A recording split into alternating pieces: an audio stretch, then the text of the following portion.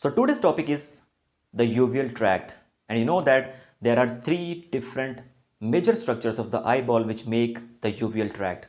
And the first structure, which is called the anterior uvea, is called, this thin circular structure is called the anterior uvea, and this is called the iris. And the iris is the structure which gives a beautiful color to the eyeball, right? And the posterior to the iris, this triangular structure is called the ciliary body, which is actually attached with the iris.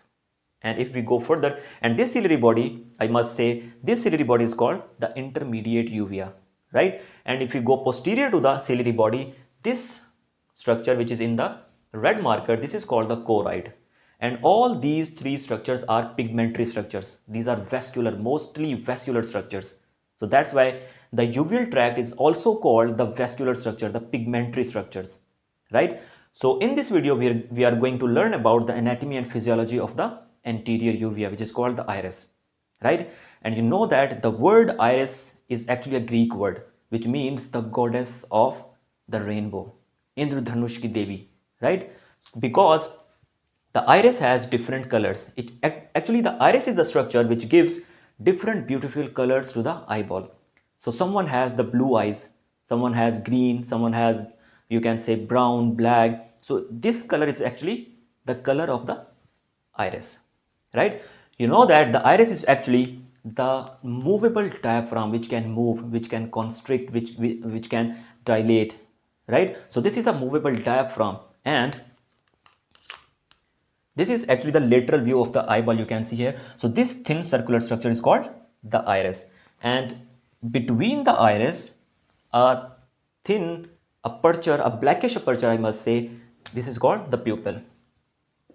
This opening is called the pupil. And if you can see here, this is the frontal view of the eye. This colorful structure which is in the red marker, this is called the iris. And this blackish aperture, blackish hole, which is surrounding by the colorful structure which is called the iris, this blackish aperture is called the pupil. So pupil is actually the opening, is actually a aperture which is surrounded by the iris, right? So the normal opening of a normal pupil is approximately 3 to 4 millimeter. The opening of a normal pupil is 3 to 4 millimeter, right? And if, as I said, the pupil can dilate, the pupil can constrict. So if the pupil is constricted in the constriction form, so the constriction opening would be 2 millimeter. And if the pupil is in dilated form, the opening of dilated pupil would be 8 millimeter, right? So this is about the pupil. Actually, the topic is iris, so we will concern with the iris. So as you can see here, this thin circular structure is called the iris, and you can see here as well in the red marker. So now we will discuss about the different associated structures with the iris. As you can see here, this is iris. Anterior to the iris, there is a transparent powered structure which is called the cornea, as you can see here, right? This is called the cornea, which is a transparent structure. But posterior to the cornea, there is a colorful structure which gives color to the eyes. This is called the iris, right? And posterior to the iris, there is a biconvex powered structures like cornea. This is called the crystalline lens.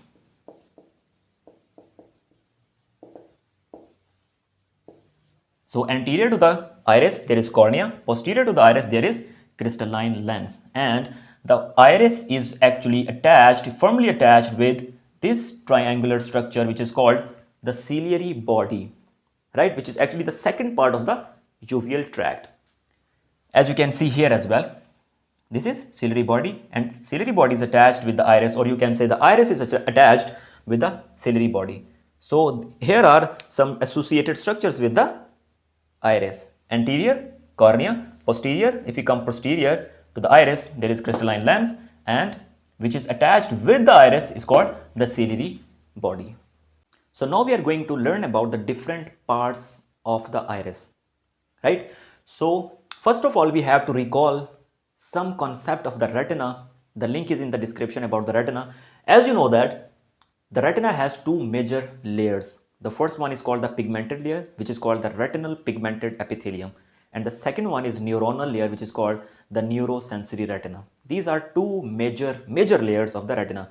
Although it has 10 layers, so you can see here the black marker, which is actually the iris, which is actually the whitish of the eye, and beneath the iris there is this red structure, which is actually the choroid, which is posterior uvea, and beneath the posterior uvea, which is actually the choroid, this blue marker is actually representing the retinal pigmented epithelium, right? And beneath the retinal pigmented epithelium, green marker this green marker is actually representing the neuronal layer of the retina. So this is originating actually from the optic disc and moving these two structures, which is actually the retinal pigmented epithelium and the neuronal layer of the retina. These are moving from the optic disc. The origin of these two layers is actually the optic disc, right? So these are moving from the optic disc and moving towards anterior to the eyeball, right? And at the point, so now these two layers has the photoreceptor cells as well, because these two layers is actually the part of the retina. So the termination point where the photoreceptor cells terminate is called this point. So behind, posterior to it, this is retina, and anterior to it there is ciliary body. So at the point where these structures which combining with the ciliary body, this is called the ora serrata, right? So at the point of the ora serrata, the photoreceptor cells, or you can see the photosensitivity of the retina, which will terminate. So this point is called the ora serrata. But these two layers which are actually the part of the retina, they will move anterior to the eyeball.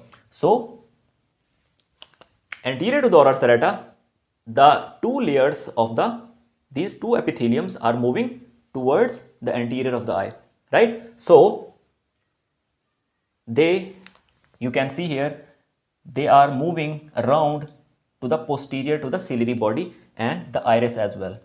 You can see here, these pigmented layer and non-pigmented layer are moving towards the anterior to the eye, and they are covering actually the posterior surface of the ciliary body, right? As you can see here, both of these layers of the retina are covering the posterior surface of the ciliary body and the iris as well, as you can see here. So both of these layers here behind the iris, make it remember, when these layers of the retina are approaching behind the iris, both of them become the highly pigmented, right? So at the point where these two pigmented epithelium will terminate at the point of the iris, this point is called the iris rough,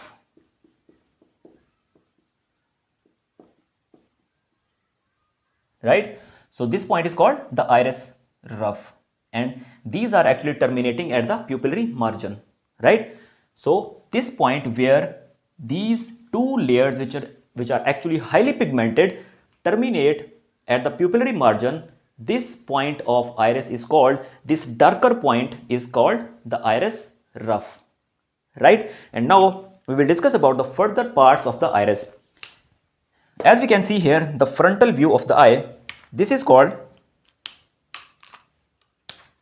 the pupil, right? The blackish aperture, as we have discussed.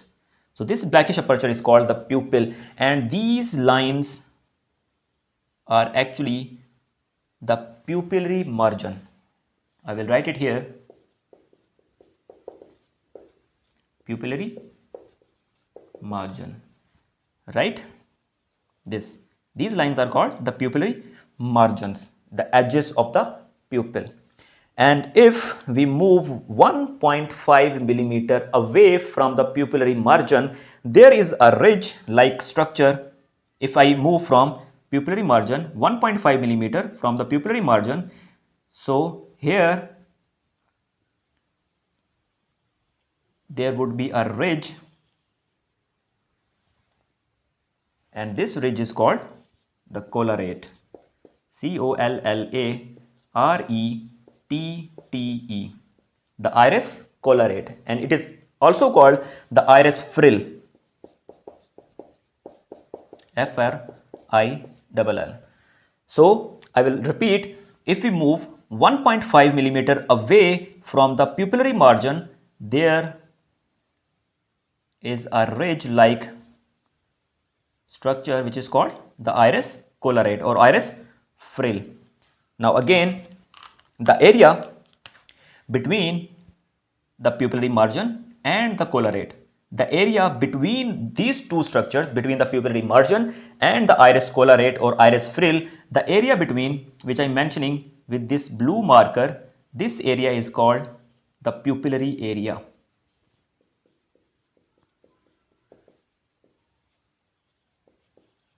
Right? The area between the pupil margins and the iris collarate. The area between these two structures is called the pupillary area, right? And the area between this collarate and this iris root, right? The area between these two structures, between the iris collarate and iris root, this area which is actually I am representing as the red marker, this area is called, which is actually between the iris collarate and iris root, this area is called the ciliary area.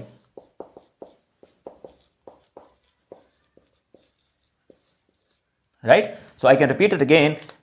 This blackish aperture is called the pupil, and these lines, these black lines are actually the margins of the pupil. So if we move 1.5 millimeter away from the pupillary margin, there would be a ridge, and that ridge is called the iris collarate or iris frill, right? And the area between these pupillary margin and iris collarate, this area is called the pupillary area, right? And the area between the iris collarate and the iris root is called the ciliary area. So now we will discuss about the different thickness at different levels of the iris. So iris is very thickest at the point of the collarate, right? So at the point of the collarate, the iris is thickest, right? And iris is very thinnest at the point of iris root. And now we will learn about the iris root. We have to move in the lateral view. As you can see here, the point where the iris is attached with the ciliary body, you can see here, this is iris and this is ciliary body. The point where this iris is attached with the ciliary body, this junction, this meeting point is called the iris root, right? So the iris is attached at the mid section of the ciliary body, at the midpoint. This midpoint is called the iris root, and you have to learn, you have to know the clinical point that this is the very thinnest point. The iris root is very thinnest point, and this point, this iris root is actually a vulnerable, very vulnerable to any trauma, right? If trauma occurs, there is high chances to break the junction between the iris and the ciliary body, because the thickness over here, the thickness at this point is very low. And you have to keep it in mind about the iris crypts. The depression on the anterior surface of the iris are called the iris crypts, right? As you can see in the figure as well. So the iris crypts are the depressions on the anterior surface of the iris. There are two types of the iris crypts. The iris crypts which are larger in size, they were located near the iris collarate. As you can see in the figure, these are big depressions on the anterior surface of the iris, and these are called the iris crypts, which are larger. And these larger in size iris crypts are called Fuchs iris crypts, right? And the smaller in size iris crypts are located at the periphery, at the margins of the iris. And now let's discuss about the anterior to the iris, the structure which are present anterior to the iris, the structure which are present posterior to the iris. And now we will discuss about the anterior limiting membrane of the iris. This is the iris, right? And this is called the ciliary body. You have to remember the structures. This is cornea, right? So the anterior limiting membrane actually consists of the fibroblasts and I should go for the green marker. So the melanocytes, right? These are called melanocytes cells, right? And anterior to it, there are fibroblast cells.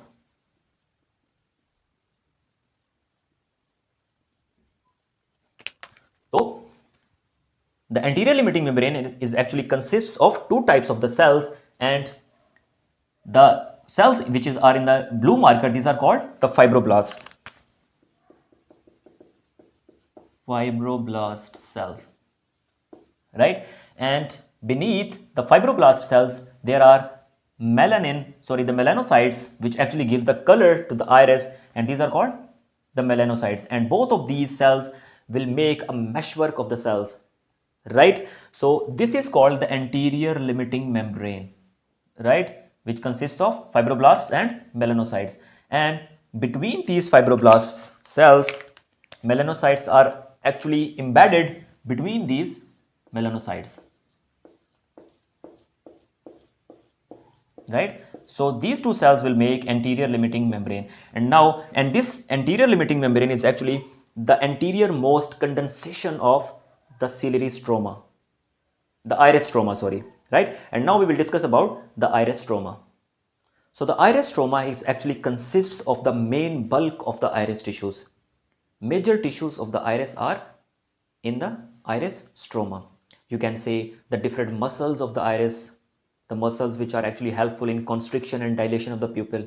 The muscles which is actually helpful in the constriction of the pupil is called the sphincter pupillae muscle, right? And the muscle which is involved in the dilation of the pupil is called the dilator pupillae muscles. The different nerves, the different blood vessels, these are all parts of the iris stroma, right? And there are different cells in the iris stroma as well.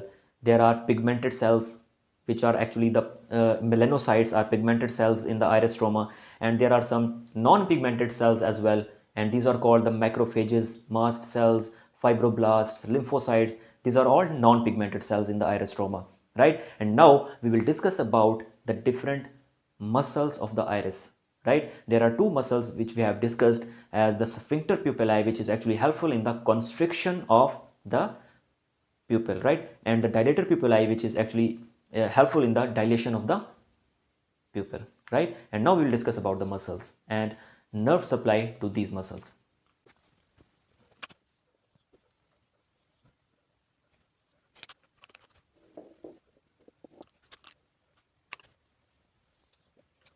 And now we will discuss about the sphincter pupillae and dilator pupillae. As you know that the sphincter pupillae muscle is actually for constriction of the pupil, right? And dilator pupillae is actually for the dilation of the pupil. And now we will discuss about the sphincter pupillae. As you know that the sphincter pupillae muscle is for constriction, right? And you can say the thickness of this muscle is, you can say, 0.1 to 0.17 millimeter. And this muscle, this sphincter pupillae muscles, is thicker than the dilator pupillae muscle, right? And this sphincter pupillae muscles is actually a circular muscle, right? And you can say these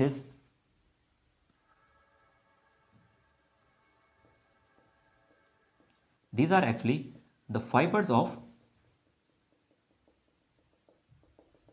the sphincter pupillae muscles, which are circular in shape, right? They are oriented as circular fashion, right? And when these circular muscles will get contract, they will come closer to each other because they are in circular fashion, and when they will contract, they will actually constrict the pupil, and the pupil will become smaller in size, as you can see here, right? Because due to circular fashion of these sphincter pupillae muscles, due to sphincter pupillae fibers, when these fibers will get contract, they will come closer to each other, and this will make constriction of the pupil.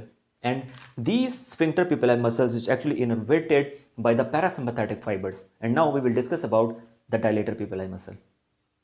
The dilator pupillae muscles are actually arranged in a radial fashion, right? They are not circular, they are in radial fashion like this.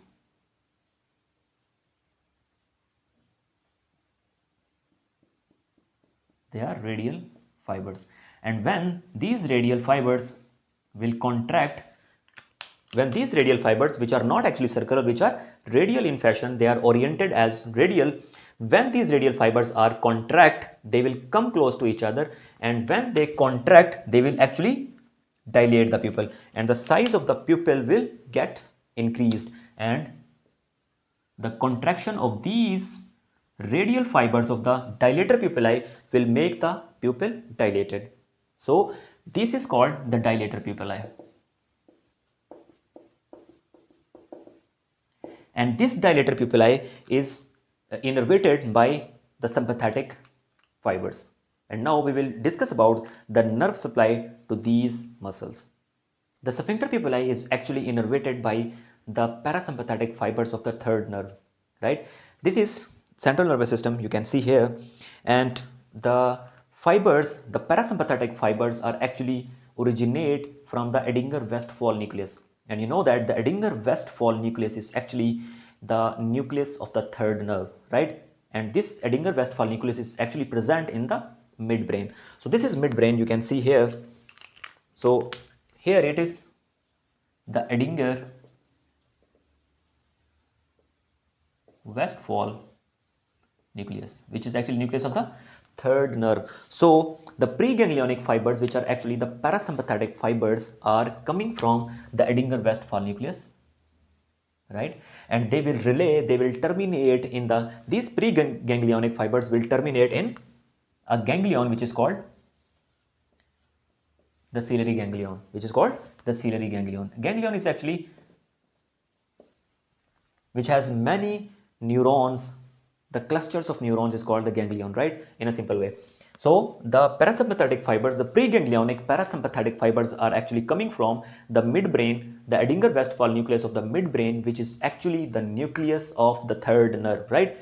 These preganglionic fibers will terminate in the ciliary ganglion, right? And then from the ciliary ganglion, they will convert in the postganglionic fibers. Now these postganglionic fibers will convert into a nerve which is called short ciliary nerve. This will become the part of the short ciliary nerve, and this short ciliary nerve will supply, first of all, it will supply, you have to keep it in mind that these short ciliary nerve, the parasympathetic fibers of the short ciliary nerve will supply the ciliarus muscle of the lens, of the ciliary body, sorry, right, which will make accommodation of the lens, right? So you have to keep it in mind that these parasympathetic fibers, which are actually part of the third nerve, they will supply the I can make, this is called the ciliary body, and here are, these are zonules of the fibers. So here it is the ciliarus muscle, right? So actually the ciliarus muscle is also innervated by the short ciliary nerve, the ciliarus muscle, which is actually helpful in the accommodation of the lens. So it will, this short ciliary nerve will give innervation to the ciliarus muscle, which is actually helpful in the accommodation, and it will also give innervation to the sphincter pupillae muscles for the constriction of the pupil, right? So I can repeat it here. The Edinger-Westphal, which is part of the midbrain, right? The nerve will come over here. It will relay these fibers, which are actually the preganglionic fibers, will relay in the ciliary ganglion. From the ciliary ganglion, the postganglionic fibers will convert into a branch nerve which is called the short ciliary nerve, and the short ciliary nerve will supply two different structures. The first structure is called the ciliarus muscle of the ciliary body, and it will help in accommodation, and the second one will also give innervation to the sphincter pupillae muscles. which will help in the constriction of the pupil. And now we will discuss about the dilator pupillae. Now as you can see here, these are radial fibers which are actually fibers of the dilator pupillae. Now we will learn about the nerve supply of the dilator pupillae. Actually, the sympathetic fibers for these dilator pupillae are actually coming from the T1 level, the thoracic spine level, right? The thoracic region has, you can say, 12 different regions, T1 to T12. So actually the sympathetic fibers for the dilator pupillae muscle is actually coming from the T1 level, the thoracic 1 region of the spinal cord, right? So this is the spine, you can see, and this is T1 level, right? Thoracic 1 level. And the preganglionic fibers are actually coming from, as you can see, the sympathetic fibers which are coming from the T1 level, the T1 outflow. And after coming from the T1 outflow, they will relay these preganglionic fibers, these preganglionic sympathetic fibers will relay in a ganglion which is called the superior cervical ganglion, right? And after passing through the superior cervical ganglion, they will pass through the cavernous sinus, and after crossing the cavernous sinus, it will become the part of, you can say, the nasociliary nerve, and we will make a chain. The nasociliary nerve is actually the sub branch of the ophthalmic nerve, and ophthalmic nerve is actually the sub branch of the trigeminal nerve, which is the fifth branch, which is the fifth nerve actually, right? So we have trigeminal nerve. The sub branch of the trigeminal nerve is ophthalmic nerve, and ophthalmic nerve have three major different branches. One is called you can see nasociliary. This is one.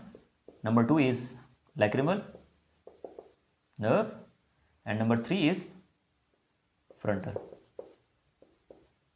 nerve, right? So again, the sympathetic fibers, the preganglionic sympathetic fibers are actually coming from the T1, the thoracic 1 region, and they will relay in a ganglion which is called the superior cervical ganglion. And after passing the postganglionic sympathetic fibers, they will pass through cavernous sinus, and after passing through the cavernous sinus, they will become the part of the nasociliary nerve, which is actually sub branch of the ophthalmic nerve, and ophthalmic nerve is actually the sub branch of the trigeminal fifth nerve, right? So we are nothing to do with, we are actually concerned with the nasociliary nerve, which is actually the part of the, actually the sub branch of the ophthalmic nerve, right? So after passing through the cavernous sinus, they will become the part of the nasociliary nerve, and from nasociliary nerves a sub branch will come out, and that is called the long ciliary nerve. Long ciliary nerve, and this long ciliary nerve will actually innervate to the dilator pupillae for the dilation of the pupil, right? And this long ciliary nerve will also supply the uveal tract and the cornea as well, right? So these are actually the nerve supplies of the dilator and sphincter pupillae of the iris, right? And now we will discuss about the blood supply to the iris. So we will start the blood supply from the heart. As you can see, this is heart, and the major artery which is coming from the heart is internal carotid artery, and the sub branch of the internal carotid artery is ophthalmic artery. And ophthalmic artery has many of the sub branches. The two different branches we will discuss here. The first one is called the long posterior ciliary arteries, right? And the second is anterior ciliary arteries, right? So the long posterior ciliary arteries are actually two in each eye. The two branches of the long posterior ciliary arteries which are penetrating in the eyeball. So if this is our eyeball, the long posterior ciliary arteries are two in each eye, and they will come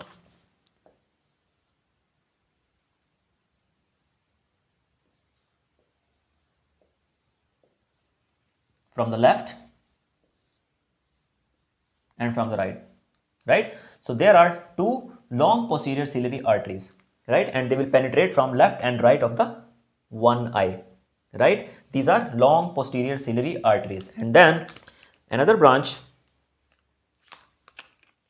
the anterior ciliary arteries. And the anterior ciliary arteries, in each eye there are 7 different branches of the anterior ciliary arteries, right? So they will come through this 1, 2, 3, 4,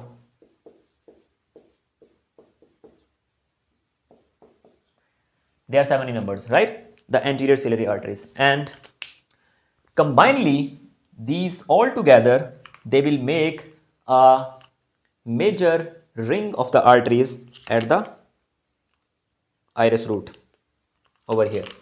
This is pupil and this is the iris root, right? This is the periphery of the iris and this is pupillary margin. And these all arteries, these two long posterior ciliary arteries and these 7 anterior ciliary arteries, they will make a major ring of the arteries at the periphery of the iris here. So they will give their branches and they will make a ring. These branches will make a ring over here at the periphery of the iris, at the iris root, and this ring is called major ring of the arteries, right? This is called the major ring, right? And then these major rings will give branches, they will further give branches, the sub branches towards the pupillary margin, and in the surrounding of the pupillary margin these sub branches will make another ring which is called the minor ring over here. They will united over here at the pupillary margin and they will make another ring which is called the minor ring of arteries, right? So there are two rings in the iris. The first one is called the major ring, which is actually formed by the long posterior ciliary arteries and anterior ciliary arteries, and they will make a major ring which is called major ring of the arteries, and the sub branches of these arteries will make a minor ring in the surrounding of the pupillary margin, and this is called the minor ring, right? So these long posterior ciliary arteries will supply the whole uveal tract, like iris, as you can see here, ciliary body and choroid. The whole uveal tract is supplied by the long posterior ciliary arteries, right? And if we talk about the anterior ciliary arteries, these arteries will supply sclera, conjunctiva and the recti muscles. Yes, the recti muscles, the branch which will supply the recti muscles are the muscular branch. Yes, muscular branch of the anterior ciliary arteries. Hope you understand the whole lecture, and in the very next video we will learn about the intermediate uvea which is called the ciliary body.